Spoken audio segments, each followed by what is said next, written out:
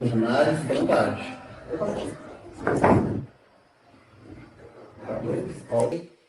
Então. Bom, é a segunda leitura dramática que eu faço com eles. A primeira não teve nenhum tipo de encenação deturpada junto com. Era só leitura muito sentado e tal. É bem desafiador, eu achei.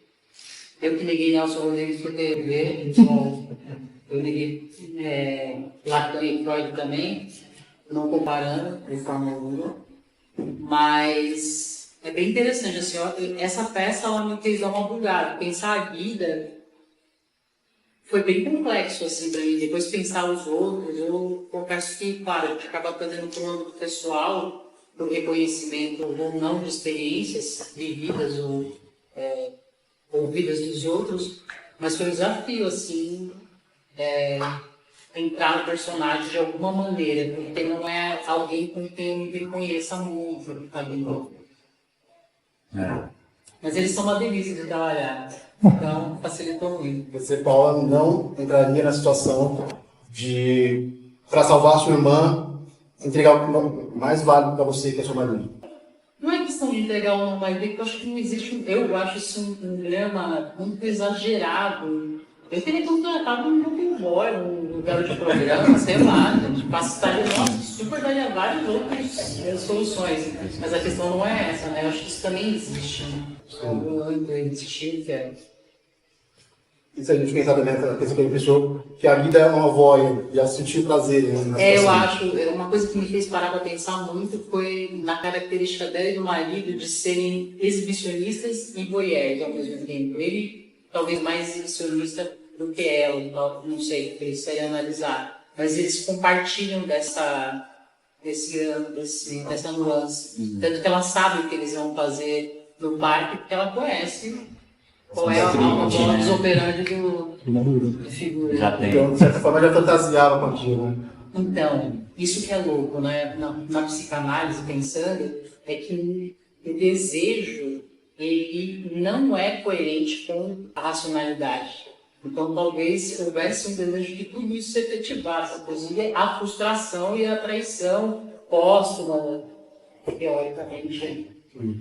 Bem interessante, ficar não definindo, mas pensando no que é a construção do desejo. Eu acho que ele traz bem a característica do homem médio hétero, a autoestima do homem médio hétero. E o quanto as mulheres ainda se submetem a isso. Porque se você está sem transar.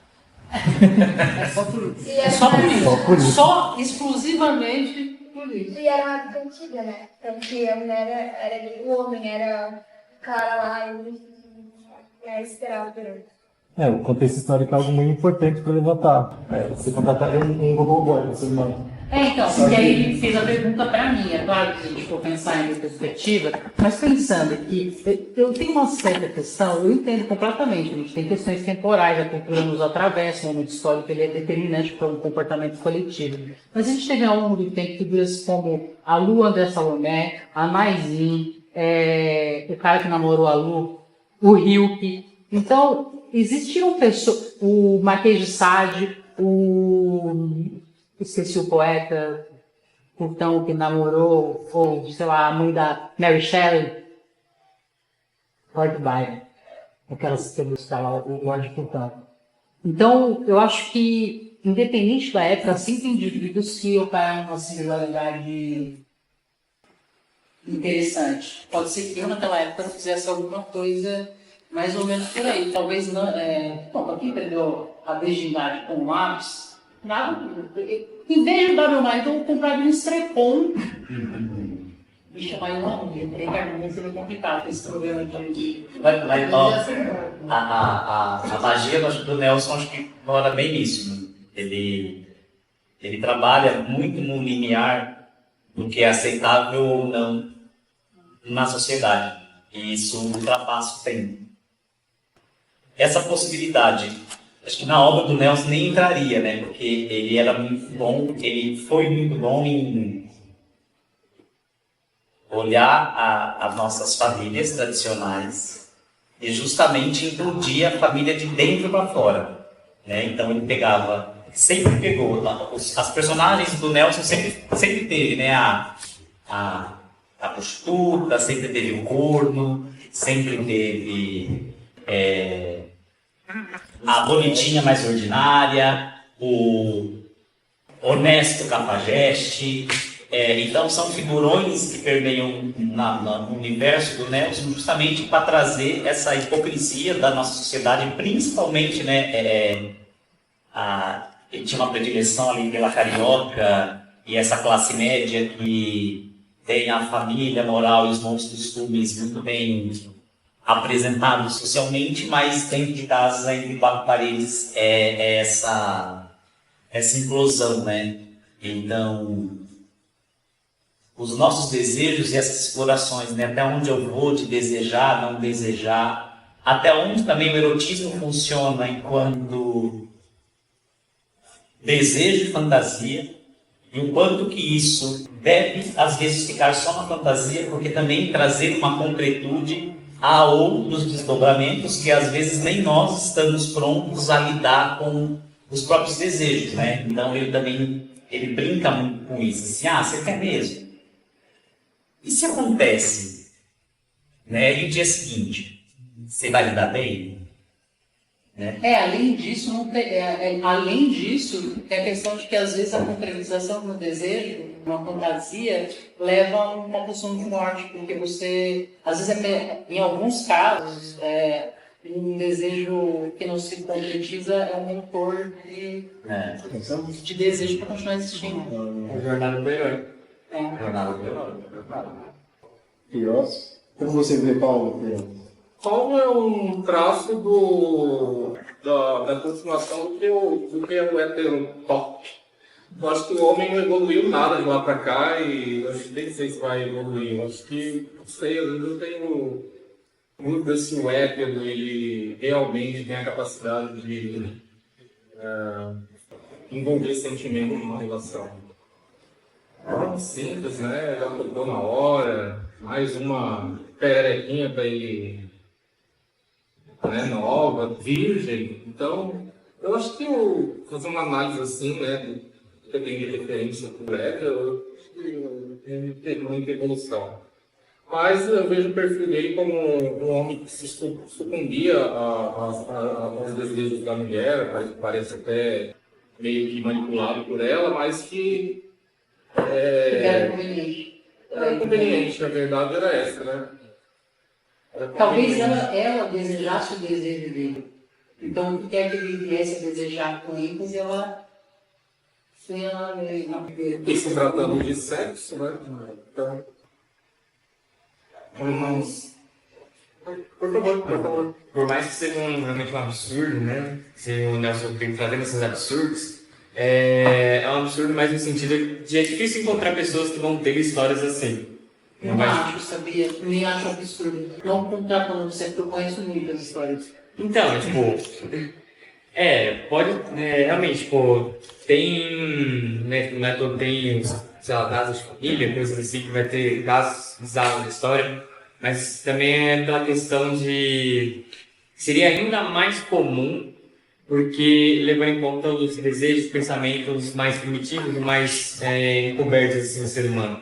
Ser uma coisa, tipo, não necessariamente é fácil encontrar pessoas que estariam na situação, mas é fácil de encontrar pessoas que já se imaginaram, já tiveram um pensamento, um desejo em alguma parte da situação, mas não se concretiza por motivos de ter a cabeça mais normal, de pensarem mais em sociedade, pensarem mais no ser humano. Então, por mais que seja uma situação absurda, uma situação chocante, é uma situação que é da psique, é uma situação do interno da cabeça humana, onde se põe as piores partes, os piores pensamentos, mais egoístas.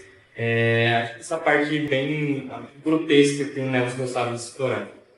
Posso fazer uma provocação? Eu queria que todo mundo se sentir à vontade para falar que a graça está ouvindo algo de ouvir todos. Eu tenho uma questão séria há muito tempo de pensar o desejo vinculado com a culpa. Isso tem uma estrutura moral, tem um fundo religioso. eu acho muito perigoso associar o desejo e o prazer à culpa, porque é fácil sentir prazer nesse lugar, mas eu acho que não é saudável. Porque aí, para sentir-se excitado, já que o amor nos falta, vai dizer se ela tem Jardins Borges, um deles. O sexo é o paliativo quando o amor nos falta. Então, eu fiquei pensando, isso é uma experiência pessoal. Eu nunca tive, até recentemente, uma experiência sexual que está envolvida emocionalmente. Então, o meu desejo ele tem a ver com um afeto e com o vínculo. Só que eu parei para pensar e descobri que eu posso extrair um prazer físico extremo na coisa. E fazer alguma coisa que normalmente não faria. Errado, Eu tenho muita dificuldade de falar em errado e certo. Eu sou uma pessoa que eu penso em termos de ética, que é o limite do outro e o seu em comum acordo entre os adultos. Que é o parâmetro. Aí tem outras questões que entrariam no meu âmbito de mundo, embora eu me considere uma pessoa muito moral, claramente deve ter várias moralidades, porque eu sei na cultura e não tem jeito, mas. E aí, o que eu queria perguntar é isso, assim, porque até recentemente eu tomei um susto quando muitas pessoas afirmavam que sentiam prazer na culpa, e eu nunca tive culpa de sentir prazer. E aí eu comecei a entrar nesse lugar conversando com as pessoas e imaginando e conseguir acessar por imaginação amiga, por enquanto, o que é sentir um prazer extremo físico ou psicológico, de som, em fazer alguma coisa ou proibida para mim. Porque, por exemplo, se você é de uma religião que não permite a relação sexual entre o casamento, transar com a sua namorada no casamento pode ser um ruim. Então isso tem a ver com cada constituição individual, não tem a ver com a exoticidade extrema do ato, mas aonde que está o seu não pode, ou não pode da sua família e você. Eu queria fazer essa pergunta para quem se tiver vontade para falar, porque eu acho super nocivo sentir prazer só com a culpa. Não sei. Eu acho que essa questão do prazer e a culpa é muito atrelado à vida de todo homem que se descobre, toda pessoa que se descobre homossexual, né?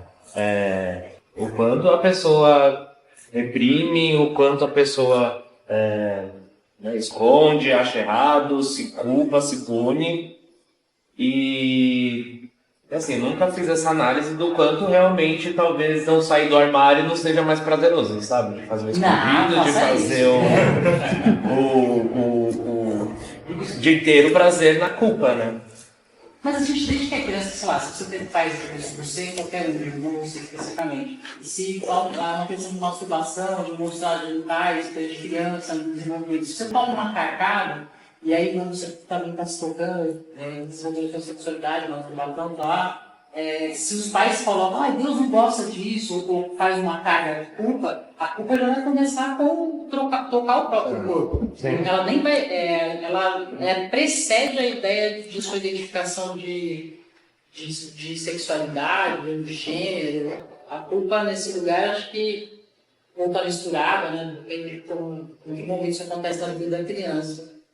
Isso porque pensando em Nelson, estão falando de uma moralidade falsa, né? Uma hipocrisia tremenda.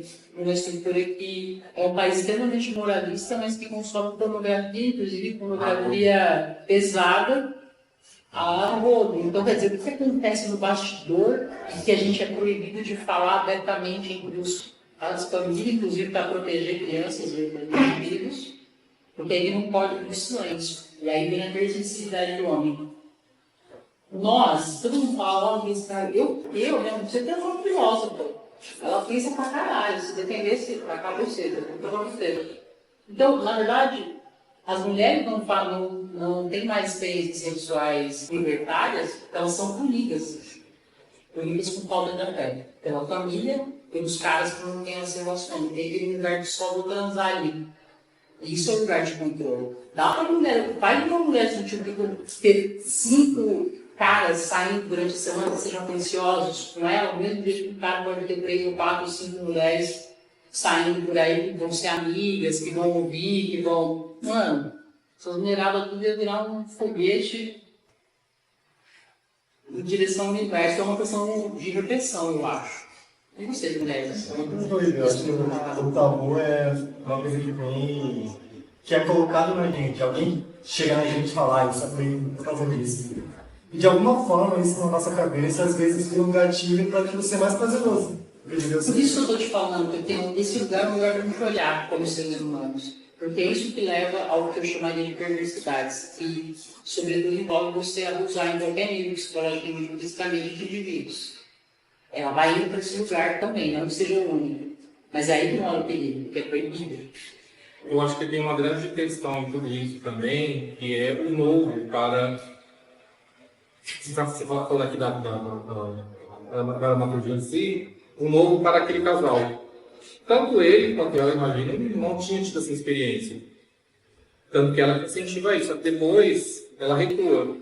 Mas assim, a princípio, essa função ela não veio da ideia de vamos fazer um meio diferente. Veio de uma outra demanda. Pode ser que no desejo já existisse, ou encaixou uma coisa na outra, né? Mas quando, sei lá, acho que tem mais um viés pensando, pode ser isso, não pode, porque a princípio a ação dela foi outra. Ou não, né? Esse é o negócio, não está fechado, não dá para saber exatamente. Porque essa é a graça desses personagens todos, especialmente das mulheres nesse texto. Uma ambiguidade velada, deseja ter um amor e ódio, eu amo minha irmã, eu tenho inveja dela, eu gosto dela, ela só pra mim, não é isso. Como é complicado a gente quebrar esses padrões que foram colocados para a mulher. Né? Aquela coisa, o homem que tem um monte de mulheres é o cara. A mulher que tem, às vezes, um ou dois ali que não tem essa coisa de casar e ter filhos é considerada tudo. Como na cena. O cara é um puta de um brocha, entendeu? E aí ela que é puta, ela é puta onde? Ela é virgem, como que é? Me explica. É porque ele tinha o fetiche, é isso. O cara é um puta de um brocha, o problema dele, não é ela. Vê se você concorda. O Nelson, ele era totalmente para mulher. Ou era santa, ou era puta. Aí tinha uma variação de santo e uma variação de puta. Mas tinha uma mulher. É muito difícil quebrar esses padrões. Assim. Eu conheço muitas mulheres que estão realmente libertas, mas que são julgadas também. Né? É muito difícil. Inclusive pela família. Não todos, acho que todos são. Mas, independentemente de qualquer coisa, o assunto mais mal resolvido entre os seres humanos, em qualquer história, é a sexualidade. Porque você tem o tabu da religiosidade, da moralidade ou da falsa ética, do falso pudor, e no fundo, todos nós, independentemente de sermos homens, mulheres, héteros, ou pan, ou seja lá o que for, nós temos conflitos no nosso meio. E quando Freud criou a psicanálise, ele tentou explicar esse paradigma que existia naquelas mulheres histéricas, etc. É o assunto mais mal resolvido que foi explorado, né, por pessoas como Nelson Rodrigues, que era um cronista da sua época, né?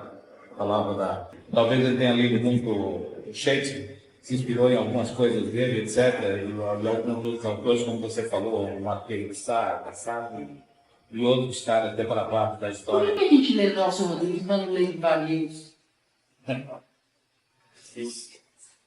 Então, mesma época, escritora, cronista, que é um apagamento, além da questão da qualidade, dependendo que a gente está pensando no teor literário, né? Quem que vai julgar o que é uma obra literária, dramatúrgica, etc., boa ou ruim. Mas o que a gente sabe que existe há pelo menos 2.500 anos para mais, é o apagamento da figura da mulher como produção de ideias. Na filosofia, nas artes, no teatro, na literatura. Pegando o gancho do que eu estava falando, parece que é uma eterna busca do homem de ser tão racional, brigando com o instinto selvagem para a sobrevivência de tem que transar, senão vocês vai deixar de existir, sabe? Se você for analisar dentro do contexto da naturalidade, a sexualidade foi criada para reprodução. E depois nós descobrimos que é prazeroso. Seja lá eu acho que biologia, ou Deus, bem. fazer um pílus com não sei quantas terminações nervosas, cuja única função no organismo é dar prazer, e a gente pode se reproduzir sem ter prazer. E os caras não acham. E depois surgiram as parafilias, né? Como você A mesmo colocou. maior mistérios da cidade não é dos 1000 anos, não é onde está o cálice, é onde fica a porra do pílus. a pessoa não sabe onde é. E como você mesmo colocou, tem as parafilias, né? Não, eu Aquelas posso pensar pessoas... Como você colocou, tem as parafilias, aquelas pessoas que têm aquelas taras, aqueles desejos exagerados. Por exemplo, a pedofilia e outras coisas que vêm, e posteriormente alguns estudiosos começaram a estudar e definir conceitos de comportamentos sexuais. Tem até aqueles que, os necrofílicos que transam com cadáveres, etc., com A animais. gente nem deveria entrar nesse assunto, mas eu vou pontuar. A gente está tendo um problema sério nos necrotérios de São Paulo.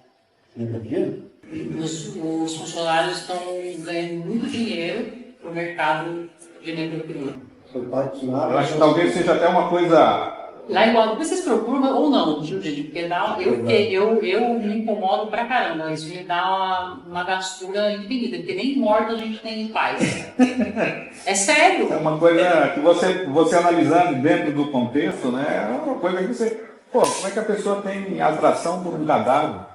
Para mim não está muito nisso. A questão é o limite do social. Por isso que eu acho que discutir ética é mais importante do que discutir moral.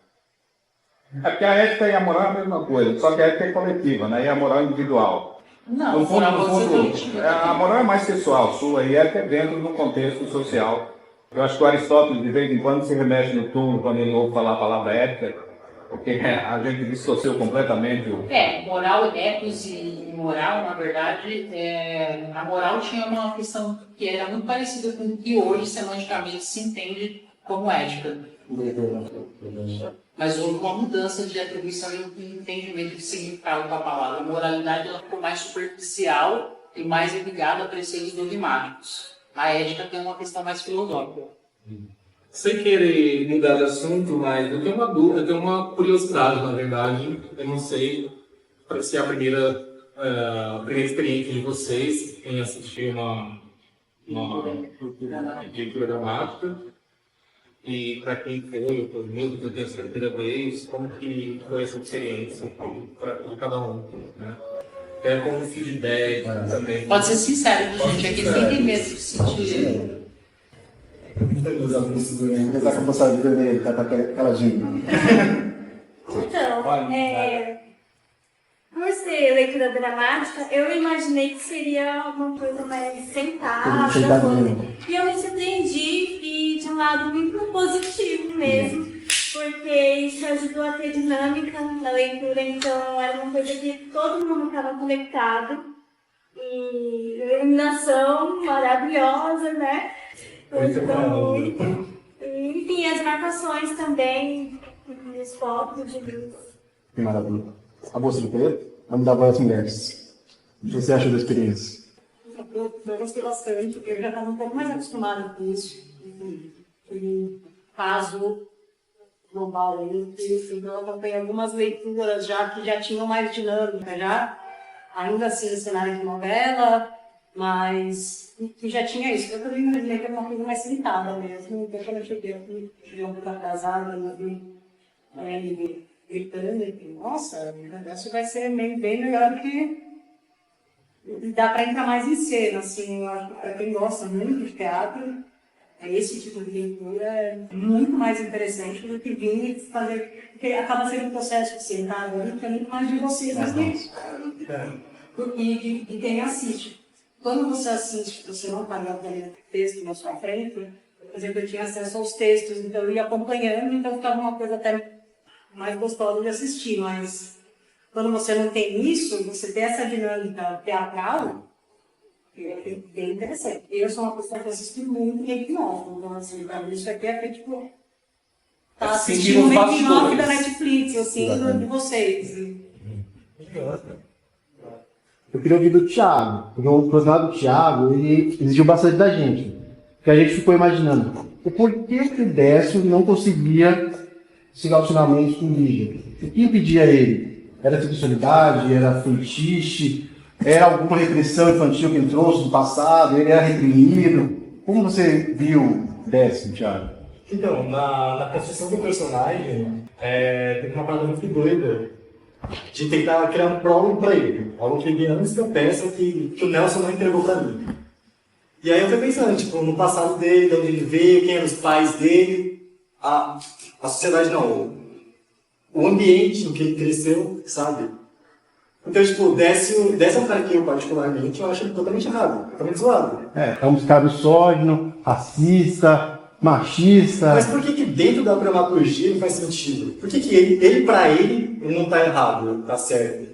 Então, eu tenho muito isso de ver, tipo, o passado do vilão, de certa forma, que tá passando um pano pra ele. E, Você acha que ele carrega uma culpa por não satisfazer a mulher dele? Então, eu acho que existe uma impotência no nível sexual nesse sentido. Uma impotência de, pô, ele tinha que ser o homem da família, tinha que ser o provedor, o caos, o cara que manda na casa. Ao invés disso, ele é casado com uma mulher que mora junto com a irmã, a casa foi dada pelo pai, que provavelmente ainda tá vivo, e ele é broxa. Isso acabaram caçando ele, porque ele não era o macho da casa, o patriarcado. Ele não conseguia satisfazer a sua mulher sexualmente. E isso não tem a ver só com dar prazer pra ela, mas também com o falo, com o pênis. Ele tinha que enfiar, ele não conseguia fazer isso. Então isso daí, ele não era homem. Talvez no caso que ele deixa bem assim na subjetividade, a falta de educação sexual que a nossa sociedade sente. Os pais não falam com os filhos, etc. Tanto homem como mulher. E o sujeito, na realidade, ele cresce e ele não sabe nem o que é sexo e ele, às vezes, aprende algumas coisas deturpadas, né? E existe também essa castração psicológica, não uma castração fisiológica. E é muito louco, porque a hora que ele consegue fazer sexo é com uma lavadeira negra. O Décio deixa transparecer isso. A falta de educação sexual e a falta de se falar abertamente sobre o assunto. Nas escolas, em casa, etc. Inclusive para corrigir alguns defeitos que as pessoas adquirem, como você bem colocou, por falta de informação. Informação com qualidade. Né? Informação e também informação. Né? Eu acho que ele é mais um hétero, inseguro, que se tivesse ter um revólver ou um carrão, o som mais alto, porque não teve aquela visão do pai que levou o filho no puteiro para aprender com uma mulher. Faltou isso pra ele, sabe? Tipo... Não brincou nem de troca-troca quando era criança. Exato. Eu tenho dúvida se ele, a parte onde ele encontra a lavadeira, ali eu mudei muito minha concepção dele. E aí é onde eu acho que está a genialidade do Nelson. Porque as cenas de sexo, 90% das cenas de sexo que acontece é nos olhos da irmã ouvindo pela uma parede. A outra irmã, o outro casal do outro lado, também ouvia a irmã tendo sexo com o marido. Então, o Nelson, ele brinca muito, porque assim, em nenhum momento, nenhuma cena de sexo, as irmãs não conversam do que ele faz, o que esse homem fazia que era tão especial. Né? E que tanto que intimidava um. E a educação sexual, de alguma maneira, apesar dele falar que não, ele teve, porque na hora que apareceu a lavadeira na casa, ele não foi embora, ele não teve dúvida. Ele viu, ele fala lá, uma negona com as ventas. Ele fala, uma crioula, ele fala o termo, com as ventas triunfais. Então, acho que na cabeça dele já tinha o fetiche da preta cavada que aguenta. E ele fala muito que a buceta da mulher dele era uma florzinha, uma coisa assim. Então, acho que entra nesse machismo. A minha mulher é santa, a da rua é puta. Aí viu a pretona lá, com os peitão farto, a cabeleira triunfante. Foi meter. Ele fala, eu meti 4 nela sem. Né, mas é a objetificação da mulher negra. Né? Objetificação da mulher negra. E que é o que Nelson, por isso que ele brinca isso. Experiente que vai ensinar. Exato. Ele brinca com isso, com esses sexos super colocado em lugar, às vezes, que não deveria estar, com a importância de determinados gemidos que estão acontecendo ali. Então, até que ponto um casal coloca ou não o sexo à frente de outras coisas que deveriam permear o casal. Você tem essa questão de que em que momento o homem se sente homem suficiente para usar de uma mulher ou não usar, porque não pode esquecer também que o outro também gemia. Então, essa coisa do machista, existe aquela coisa do sexo frágil, né? Homem é o cara, o sexo mais fácil que tem. Fez assim, ai pronto, já acabou com a masculinidade do cara. Então acho que na minha cabeça passava muito por isso, assim, a vergonha que ele tinha, que se eu não conseguir fazer, talvez o que o cara tá fazendo com a outra lá. Então, Comparação. essa coisa do privado e público, e ali também eu acho que ele brincou muito com isso, é muito interessante, porque isso entrou, fez parte do fetiche dos outros dois rivais, né? Todo mundo fazia. Porque ela trabalha muito, possui muita pornografia, exatamente. A pornografia, exato. Fazendo advogado do diabo. Pode ser também. E a Lígia não ajudava que a coisa acontecesse, até porque Lígia deixa ali numa conversa com a Rita, que ela, no casamento, o padre de Ana, que ela parecia mais feliz, ela parecia ser mais amada. Será que Lígia já não desejava o marido? Era isso que eu ia perguntar pro Ander. Ander, Lígia, você acha que a Lígia já tinha planejado tudo isso? Ela já queria ter relações com o marido? Por isso a gente discute aquela discussão de quem é a serpente, ou Lembra, quem fala representa a porra da aquela serpente. discussão para nós de quem era a serpente. Na minha cabeça, ela foi a. E foi no momento que ela fala com a irmã, eu sei o que eu vou fazer, mas eu não vou te contar. Ela já tinha orquestrado aquele plano, ia te fazer de vítima para modificar. Aí eu acho que ela já começou a arquitetar. Para convencer a irmã a ela oferecer o marido. Acho que no momento onde quando o marido larga, tem aquela coisa da casa que é dividida, eu acho que ali ela falou, bom, se eu não posso ir já perdido mesmo, agora eu vou para as cabeças. Não tinha mais a perder. Até porque, fazendo mais, ali colocando mais pistas ali na advogada do diabo. Até porque, eu sei lá, não sei, né, porque é um contexto, mas não exagerar uma pessoa querer se matar por um marido que deixou, que não fazia feliz, né? É verdade.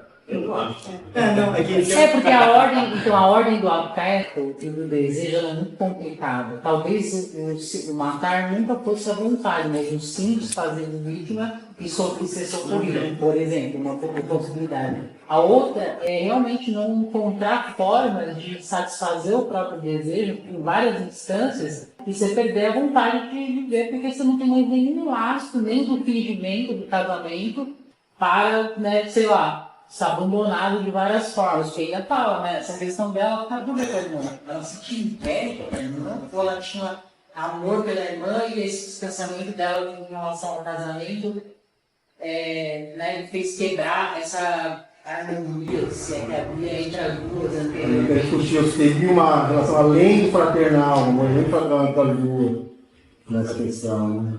Também tem essas camadas aí.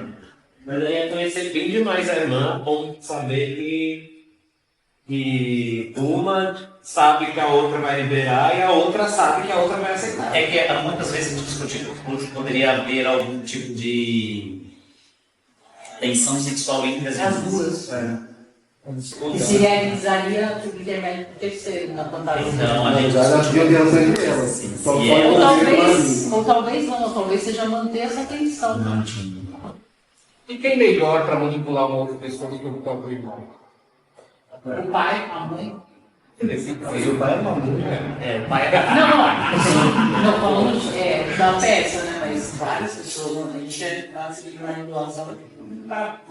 O nosso trabalho o que era muito difícil pra gente era justamente o ator não pegar o personagem e não julgar o personagem, né? Para não trazer também uma coisa muito formatada, né? Deixar com que vocês também, dentro dos diálogos e o que a gente carregava, trazerem os julgamentos, né? Porque a gente tem essa tendência, na hora que a gente lê, a gente começa a julgar, né? Então você começa a criar ali, e aí você às vezes começa a se distanciar um pouco do que aquela personagem estava ali sentindo. Então, ficou um pouco essas questões no ar, mas era gatilho suficiente para motivar a gente a fazer o que fazer, mas um monte de coisa assim.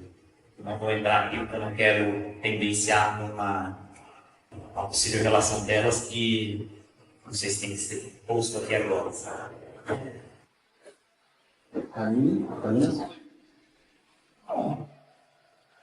Tem pra dizer que isso é um pouco novo pra mim também. Primeira vez que eu vejo, primeira vez que eu me apresento também.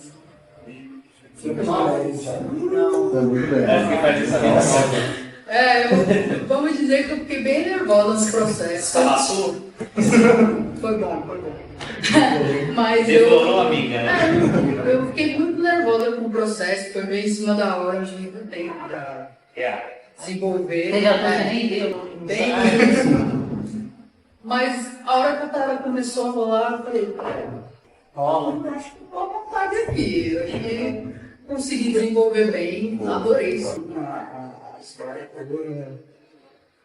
Fiquei aqui realmente assistindo vocês, sentindo essa barra. A energia é muito grande. Eu fiz, conversei com algum deles, a energia pulava. Teve um Uma coisa muito momento louca. da janela, final. Cada pozinho dela. Eu falei piada. Assim, quando eu entro numa nuance, eu fico aliviada. Não, deu Eu pra ver. Eu tava com medo, eu sabia que eu ia cair. Eu tava imaginando aquela. Eu não sei o que é, tem medo de altura, né? Que é. Essa queda é em vários níveis, né? Gostei da experiência. Você está chegando a 6 minutos. Vou acabar de ser feito. Eu tentei, como seu personagem, eu fiquei tentando ler os movimentos dele pra colocar ali. Eu achei que foi. E, gente, vocês já pararam aqui como? Tirando os que eu conheço. Ele é o marido do Wander, né? Não, isso eu conheço. Tô falando isso, tirando os que eu Rapaz. conheço. Minha amiga. Do emprego? Alguém? Se apresente, por favor. Primeiro o rapaz. Nome? Wagner. Wagner. Você Posso só contar uma coisa Pode. em relação à música, que às vezes fica em segundo ano, porque verdade eu vou sem roubar. Eu não sei como foi feito isso, mas tem muito tempo esse como que eu mas eu achei que uma potência da música, ela não seria assim, né? Ou ela te tira ou ela te coloca, né?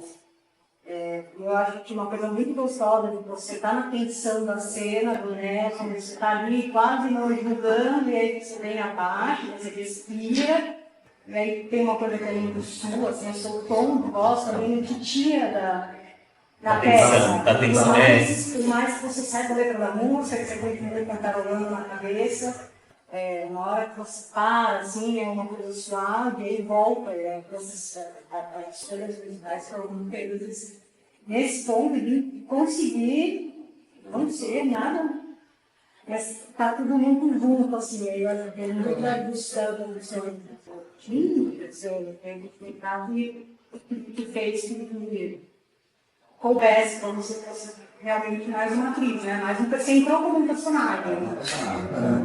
Obrigada. A escolha do livro. Coletivo, né? Cada um. Depois a gente chegou aqui, deu uma ajeitadinha nas coisas, mas pra mim cantar Cazuza também foi bem simbólico. Sempre gostei, eu acho que o meu time encaixa ali naquela coisa dele. Fiquei muito feliz, cara. E a música ao vivo ela não enriquece qualquer dramaturgia, né? Ela se funde, É né? mutável É também. uma fusão. Dependendo do O que teatro acontece. que não tem uma música ao vivo, ele fica pobre. Esse Eu assisti muito aquelas peças de Zé Celso ali, que ele fazia aquelas obras russas dele ali, que era mais música de PT. E eu me acostumei com isso, eu acho muito bacana. Na música ao vivo, dentro de qualquer texto. Especificamente quando tem tipo de voz que você tem, a sonoridade do violão. A pizza também tem a sua qualidade, exceto qualquer exigência. Sou Sara. Ele não falou. Ele já vai falar? Não, mas é caro. Subiu. Eu sou viciado em teatro. Vejo teatro há 200 anos. Você percebeu violão antes de vir pra cá? Acho que foi um amigo meu que me falou. Eu até pensei que ele estaria hoje no centro. Aí eu frequento aqui a FUNAP, mas eu até comecei com ele. Faz anos que eu venho aqui, eu vim antes da pandemia. Você não tinha boas terras lá no Rodetário, lá no Teatro. Eu sou o cara que mais gosta de teatro e o cara que mais viu o Hamlet na face da Terra. Eu vi aquele aluno da Tusca ali, da USP. Acho que já se você senta à vontade ou mais, você já até toca. É por isso que eu faço esse comparativo, que o Nelson Rodrigues é o alter ego do William Shakespeare. Ele coloca um pouco daquela dramaturgia, daquela coisa louca, né? Só que o Nelson Rodrigues é diferente. Inclusive, do seu personagem do Décio, ele traz aquele problema da racialização, da escravização, aquela possessão, né, pela a escrava Sodoma da mulher. O que nos falta dentro de um contexto educacional para a gente mudar essas coisas, né? Dentro do que você bem colocou, né? Uma educação contextualizada e de acordo com a nossa época. Trazer o teatro é a ferramenta mais educadora que tem e politizada, né? Vocês adultos são pessoas diferenciadas. E o momento está exigindo isso, né? Porque a gente está vivendo. Mas a gente não pode esquecer que nós tivemos um ministro da Cultura que foi dono e fundador do Teatro Noir e teve um discurso, replicando o discurso do Goebbels nazista. Então não são todos os artistas. Nós temos também uma Regina Duarte que se pegou do hard. Coitadinha da Regina não é mais aquela, vamos dizer, aquela música sertaneja. Lembrando dela, tem uma música da gente. Tem que saber fazer crítica para o próprio nicho, a esquerda da esquerda, a arte da arte, e também tem uma galerinha aí, ó. Mas eu acho que o caso da Regina é um caso da psicanálise. Eu acho que ela estava de mal com a Globo. E o Bolsonaro induziu ela aquele erro, o maior erro da vida dela, né? Coitadinha da Regina. Mas o cara do Teatro no ar, gente, mortou com a Juliana, a peça do Kafka que tinha um macaco que começa a falar, fazer o que ele fez, replicar o discurso do Goebbels, do início da propaganda nazista no governo Bolsonaro é imperdoável. E um ator, né? Deve ser não esquecido para a gente ter a referência. Eu acho que foi um personagem que ele fez, porque não é possível que um ator seja tão insensível assim. É possível. E tão insensato. Seres humanos são, né? Não tem... Bom, nada que é humano surpreende. Agora a moça de vermelho, toda... Eu sou a Sara, eu não conheci a companhia, mas eu conheci através do teatro, eu conheci ele, a gente estudou junto. É isso, gente, parabéns. Eu amei, estou fazendo minha autoanálise aqui sobre tudo do Nelson, do desejo, do prazer. Sou marido do Thiago. Sou amigo do Thiago, estudou na minha escola também, fez uma escola de teatro.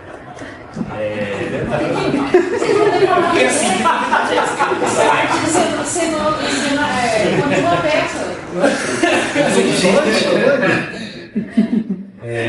Também trabalhei em outro momento com Esperando Godot, também do Thiago, e também do porquê. E é isso, eu vi o Thiago postando, vi a Cê do Baldo postando, e teve outro recentemente, não teve? Tu partilha. Eu queria ter vindo também, eu acabei perdendo, mas dessa vez Ele foi ver a namorada, de verdade.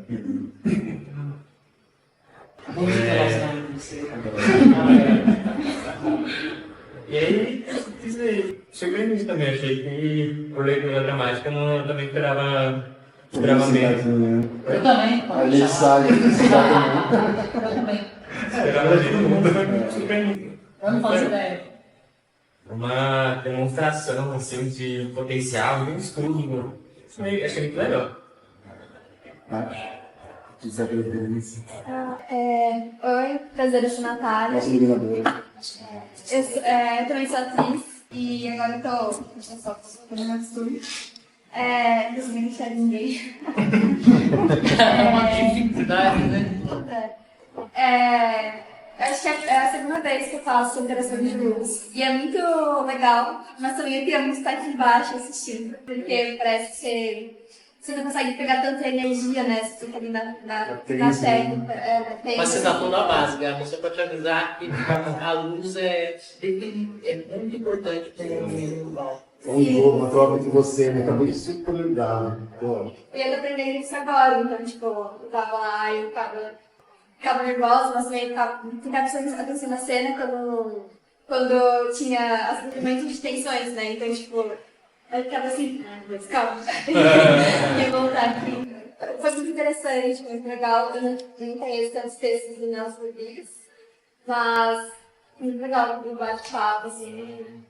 Olha, parabéns, muito legal. Nath é corajosa. Você viu que 2 ensaios, foi a Prova Música. Carmen também, 2 ensaios, toda a música. Parabéns pra vocês. Você é uma Eu conheci a companhia. Quando eu fiz teatro com teatro, eu fiz mais. Ou seja, o teatro maior. Hostess. De 6 pessoas, 50% não. Tiago roubou a cena. Tá batendo. Viado. Você achou? Eu não vejo disso na vida do teatro. Eu também imaginava que ser mais sentado. Vocês conseguiram trazer muito personagem de corpo, mais pensamento no meio da peça. É que vocês estavam no personagem mesmo lendo, sabe? Pô, eu gostei bastante disso, gostei muito da música também. A gente achou muito bem resolvido, assim. E foi muito bom, eu consegui puxar e gostei muito. A gente agradece por vocês. O teatro só existe pelo público. O teatro é o lugar da pessoa que vê. Então, sem o público não existe teatro. Por mais que a gente ensaie, a gente sempre faz pensando em agradar vocês. Muito obrigado a todos. Obrigado. Espero ver vocês novamente na nossa produção.